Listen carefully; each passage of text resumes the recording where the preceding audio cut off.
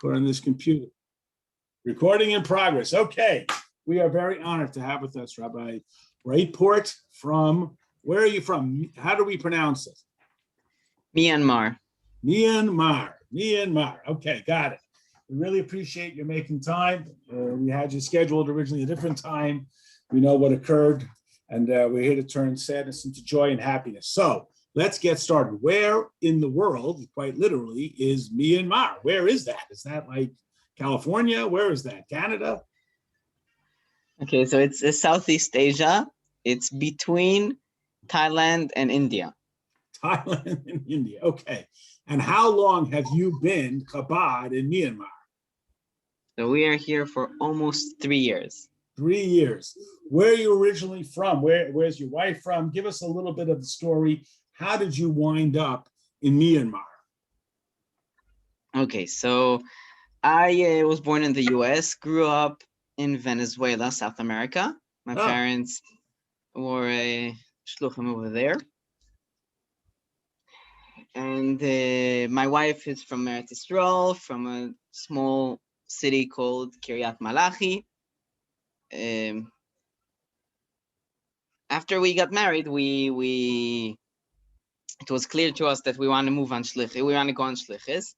And when I was sitting in Koilo, one day, one of my friends, that he is a shliach over here in a neighbor country in Laos, he walks into Koilo, and he was already here. He came to visit in Israel. He was already living in Laos, and he told me that they are looking for a Chabad rabbi for Myamar, and it was the first offer that I heard, and I just went to check it out.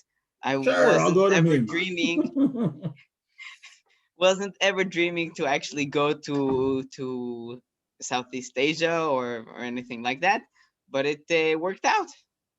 Wow. Okay. So what is in Myamar before Chabad came there? Is there any kind of Jewish community? Is there any kind of Jewish synagogues, kosher food, anything? So the answer is both. There is and there isn't, and I'll explain myself. Myamar has a very, very interesting Jewish history. A few hundreds of years ago, a large amount of Jews moved here from Baghdad, from Iraq, and the Sephardi Jews, and they were doing business here. There was a community of a few thousand Jews living in Myamar, and they had a school. I know of one place that was a school, but I'm assuming that there were more than one Jewish school here, and more than one synagogue. In not only in Yangon, in the biggest city where we are, but also in other cities. In Mandalay, which is the second to largest city, there was definitely also a shul, and they were doing business here. I don't think that they had a rabbi here. But they did have a community, and they tried to do whatever they were able to do here without a rabbi. They had a mikveh, and I don't know exactly a lot of details. It's very hard to actually get a lot of details about that time. But I did meet Jews around the world, including Lubavitchers, that were born here, or their parents were born here. What years was this? What years are we talking about that you have this Baghdad community that's relocated to Myamar? So they most of them left Myamar in the Second World War. That's when they left. There is 2 Jewish cemeteries here in Yangon. So they started leaving. Most of them left in the Second World War. The war was very, very strong here. The country was taken over a few times in the Second World War by it was the British were fighting the Japanese, and it was going back and forth. So the war was very, very strong here, and that's when most of the Yidden left. And because it was a British colony here, so most of them actually went to England. A few of them went to Calcutta, and then from Calcutta they either went to Singapore or to Israel. So So yeah, the Jews that I know, the Eden that I know that were born here, they obviously stayed, probably their parents stayed longer after the Second World War. But Myanmar doesn't have a very, very bright history when as an independent country. Meaning, since Myanmar is independent, most of its years there was a military dictatorship here. Most of the years of Myanmar. Um, so life wasn't very easy, and therefore anybody who was able to leave left. And so the only few, very few Jews that stayed here from this community are all intermarriage, and there is, it's very hard to find anything of that. There's no like record or way to prove that they are Jews if they stayed here. So there is actually nothing left really from that community. There is a a shul here in downtown Yangon.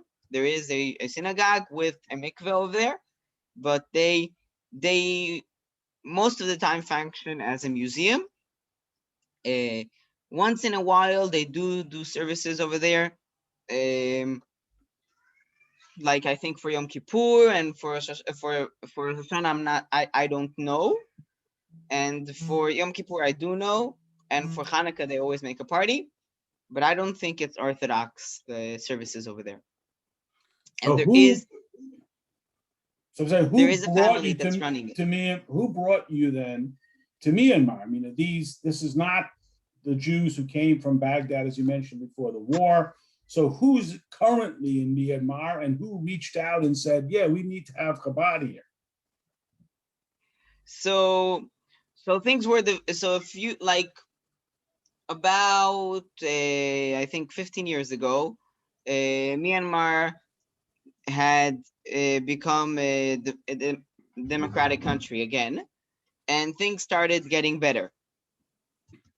Things started getting better in Myanmar. Myanmar was advancing very, very quickly. Before that, Myanmar was totally disconnected. Um, Very, very dictatorship. There is a Yid here that we know that he's a Yid.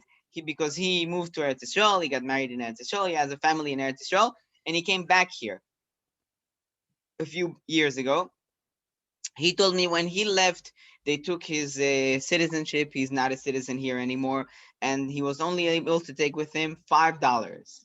That's the only thing that's all the money that they allowed him to take out of the country. $5.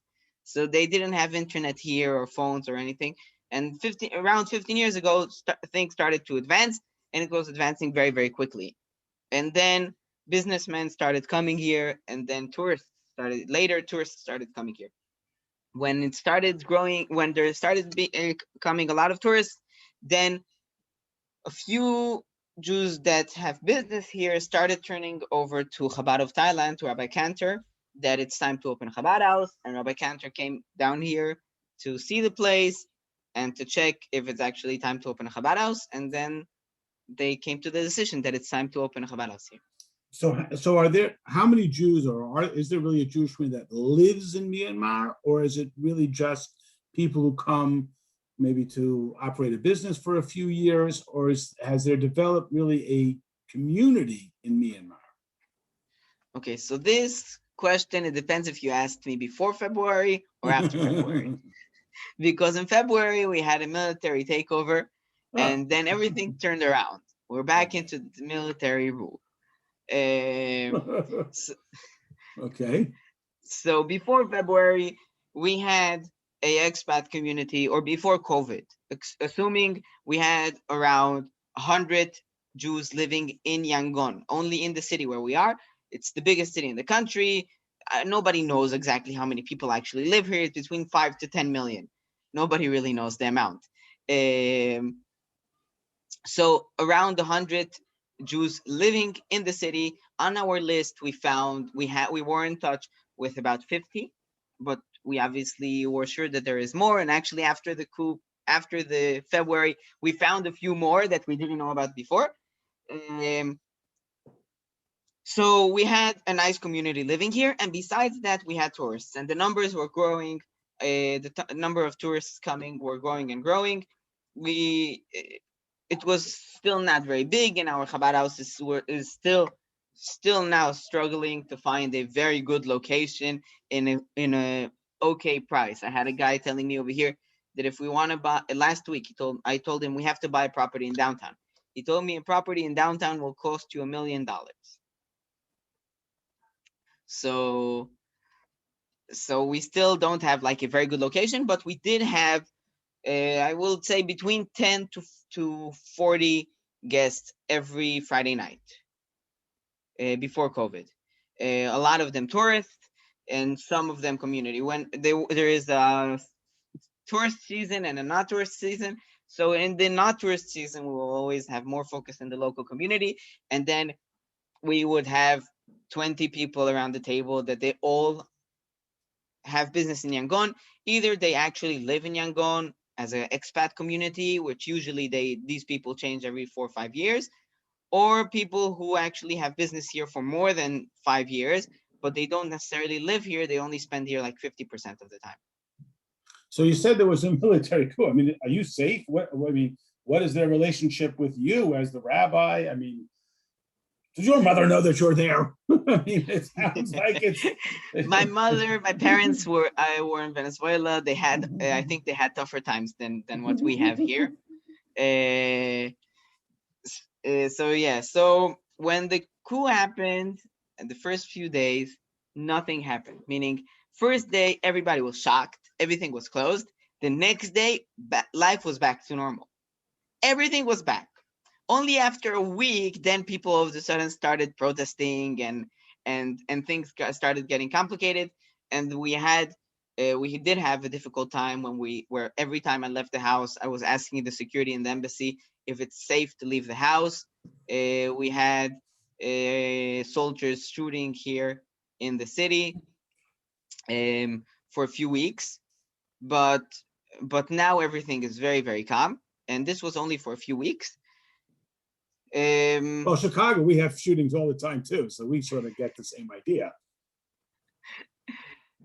Yeah, so it is safe here. We have COVID just like everywhere in the world, and when this happened, we actually sat down and like recalculated: is there a reason to stay here?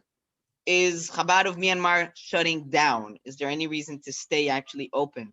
And the conclusion was, after sitting discussing with our head shliach and writing to the Rebbe and everything, the decision was made that at the moment Chabad of Myanmar is not shutting down. And since it's not shutting down, there's actually no reason to leave, especially with our neighbors from other countries running away because of COVID and then getting stuck out of their houses for a year. So we felt safer actually staying here than getting stuck out of our house for who knows how much time. Okay, so what's it like sort of now? I mean, do you feel safe? So we feel totally safe. It's very safe outside. We have no problem going outside. It's very, very safe. We do have to be careful because of political issues. You know, we do have political prisoner, including a American Jew that I assume some of you heard about it, that there is an American Jew, a reporter that is at the moment here in prison, and he's a political prisoner. So we do have to be careful. I have, he was in my house. I put a mezuzah in his house and everything. So we do have to be careful, but it's very, very safe. Activities are very, very low because there's no tourists, and we only have probably like 20 Jews at the moment that we are in touch with. But the whole world is quiet, especially the whole Southeast Asia. We also have now a very strong wave of COVID, so even more, everything is. Okay, so we've been doing these really since COVID started, and I always ask people, what do you do with COVID? I haven't had to ask anybody what do you do during a revolution. So this is a little bit of a different spin. But let me ask you this: here you are, and we've had shluchim, we had a shliach from Taiwan, and we've had shluchim from other remote areas. But now combining all of this, what do you do to get basic Jewish materials? I mean, a baby is born. How do you have a moil? How do you get tefillin? How do you get matzahs? How do you get a lulav? I mean, what is the, I mean, you're in Myanmar. I mean, they probably don't have a Mechas Sfarim over there, a Jewish bookstore with Torahs and Tefillin and Lulavim.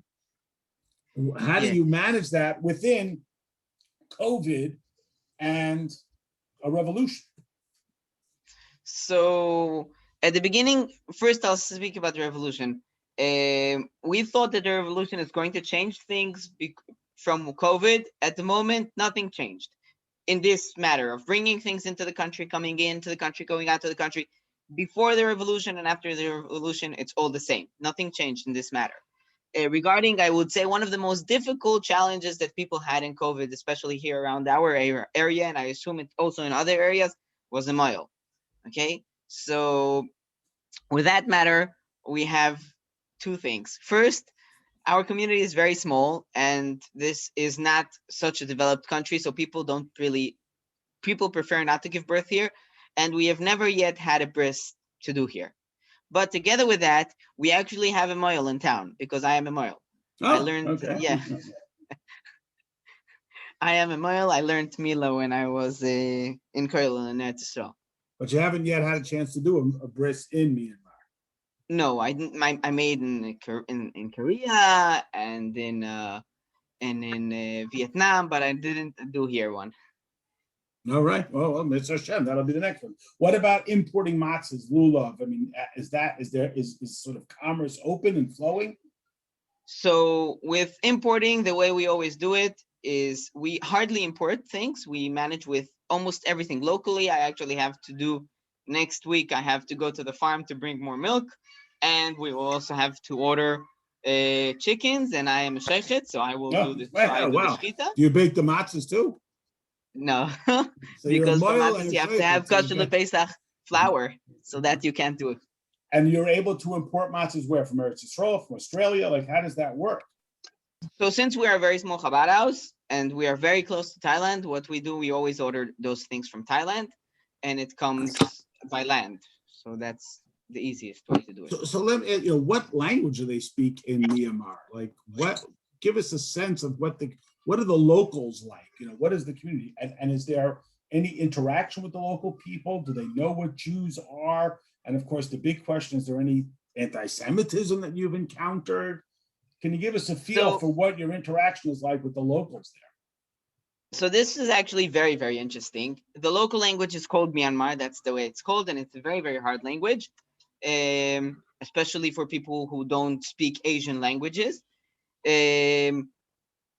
But a lot of people here know English since it was a British colony. So a lot of people here know English. And I hardly know anything of the local language. I manage with English. With regarding to Judaism here, if people know about it, so actually I think it was very surprising for me to see that actually a larger percent that I expected know what a Jew is.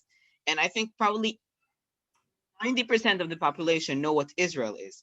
I actually had once, I was in a car with a local here, and he was telling me that, what's the name of the guy? The president? No, he moved the embassy from Tel Aviv to Jerusalem. So he remembered that he moved the embassy from Tel Aviv to Jerusalem, but he couldn't remember Trump's name. Well, a lot of people here have problems saying that name too, but that's a different story. Yeah. Okay, so what would you say, if you could identify, what is the biggest challenge of being in Myanmar? Is it the local language? Is it the lack of Jewish necessities? Is it the lack of a community? I mean, when you wake up in a regular morning, what is it that is so difficult or most difficult about being in Myanmar? So this has changed from time to time. At the beginning, when we were here, when we just came here, I think, okay, so we had to learn the place. We came to a new country. Nobody was here before us to get ourselves visa, place to live, everything. But then I think like the biggest challenge that I had after we found a house and knew where we buy things was how to get wine. And the Israeli embassy helped us with that. They gave us from the workers gave us from their own wine that they had that was kosher for us. So that's how we managed then. But that was like the biggest challenge. I would say that since COVID, so we have a very big challenge with uh, like not having enough of activities and therefore not having a good enough mood and everything. I actually had to find to look for a teaching job. I teach online now in order for the for my spiritual health. Yes. I think that was like the biggest challenge. And now we have a very big challenge with cash. There's not enough cash in the country. And there is no way to withdraw cash from the bank. That's like the biggest challenge now. Oh my word. Okay, and what's the most rewarding thing? If you think to yourself, what is really rewarding for you about being Chabad in Myamar? Can you identify one thing? Maybe tell us a brief story about Chabad in Myamar. So when I was trying to think about what is the most rewarding here, so the most rewarding is the schus, the merit of being a shliach of the Rebbe. That's the most rewarding thing that I feel about being here, and that's very, very important for me. Beautiful. Okay, Rabbi Raitport, I want to thank you so much for taking this time. We want to wish you a tremendous atzlacha. We've had a slew of guests. We're doing this for almost a year, these interviews. And I think you have maybe the toughest job of them all. And your spirit, and your enthusiasm, and your positive attitude certainly contribute to your ongoing success. And we thank you for your work. Thank you for representing the Rebbe and Chabad in Myamar. And we wish you hatzlacha and stay safe and keep on doing all the great stuff that you're doing. So thank you so much for being with us. Really appreciate it. We wish you very well. Reminder to everybody, programming, we are not having Torah in 10 tomorrow night. There's a communal Farbrengen with Rabbi Yossi Paltiel being hosted at the Weizen Cheder. So I will be participating in that, as is everybody invited to do so. So we'll be back next week, God willing, Monday night, through Thursday. So Rabbi Raitport, thank you so much. Hatzlacha Rabba and your continued shlichus. Really appreciate you spending the time. Fantastic. Good night, good night. Good night, everybody. We'll see you next week.